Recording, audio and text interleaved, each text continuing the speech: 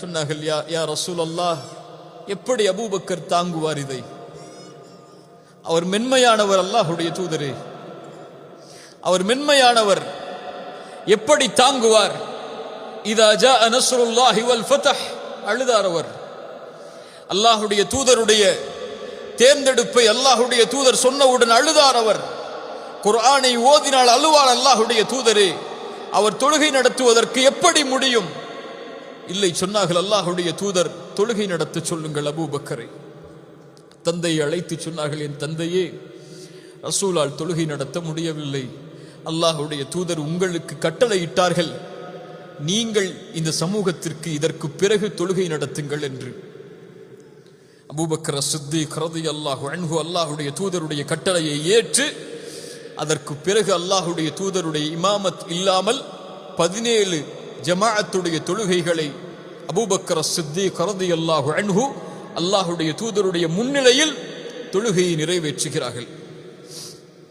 அல்லாஹ்வுடைய தூதர் ஸல்லல்லாஹு அலைஹி வஸல்லம் மரணிப்பதற்கு 2 நாட்களுக்கு முன்னால் ரசூலுல்லாஹி ஸல்லல்லாஹு அலைஹி வஸல்லம் அவர்கள் நோய் படுக்கையில் இருக்கிறார்கள்.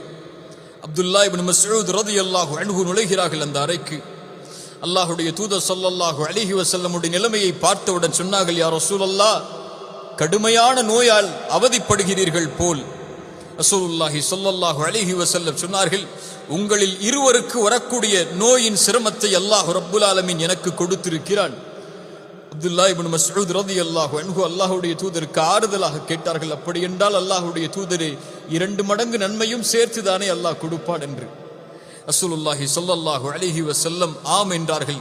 அல்லாஹ்வுடைய தூதர் சொன்னார்கள் ஒரு நபிமொழியை, எந்த ஒரு முஸ்லிமுக்கும் அல்லாஹ் ஒரு சிரமத்தை கொடுத்தால், ஒரு நோயை கொடுத்தால், அல்லாஹ் ரப்புல் ஆலமீன் மரத்திலிருந்து இலைகள் உதிர்வதைப் போல அல்லாஹ் அவர்களுடைய பாவங்களை மன்னிக்காமல் இருப்பதில்லை அப்துல்லாஹ் இப்னு மஸ்ஊதே என்று.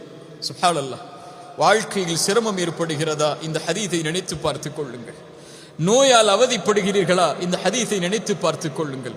அல்லாஹ்வுடைய கண்காணிப்பில் நீங்கள் இருக்கிறீர்கள். அல்லாஹ் ரப்புல் ஆலமீன் உங்களுடைய சிரமங்களை நீக்குவான், உங்களுடைய பாவங்களை அழிப்பதன் மூலமாக. ரசூலுல்லாஹி ஸல்லல்லாஹு அலைஹி வஸல்லம் அவர்களுடைய இந்த நிலைமையை பார்க்கின்ற அவர்களுடைய மனைவி ஆயிஷா ரலியல்லாஹு அன்ஹா சொன்னார்கள், அல்லாஹ்வுடைய தூதர் ஸல்லல்லாஹு அலைஹி வஸல்லம் அவர்கள் கடுமையான நோயால் அவதிப்பட்டார்கள். அல்லாஹ்வுடைய தூதர் ஸல்லல்லாஹு அலைஹி வஸல்லம் அவர்களுடைய அந்த மரணத்துடைய நிலைமையை பார்த்தவுடன், அந்த சிரமத்தை நான் பார்த்தவுடன் நான் நினைத்து கொண்டேன், இதற்கு பிறகு யாருக்கு அல்லாஹ் மரணத்துடைய சிரமத்தை கொடுத்தாலும் பரவாயில்லை என்று. அவ்வளவு சிரமத்தை அல்லாஹ்வுடைய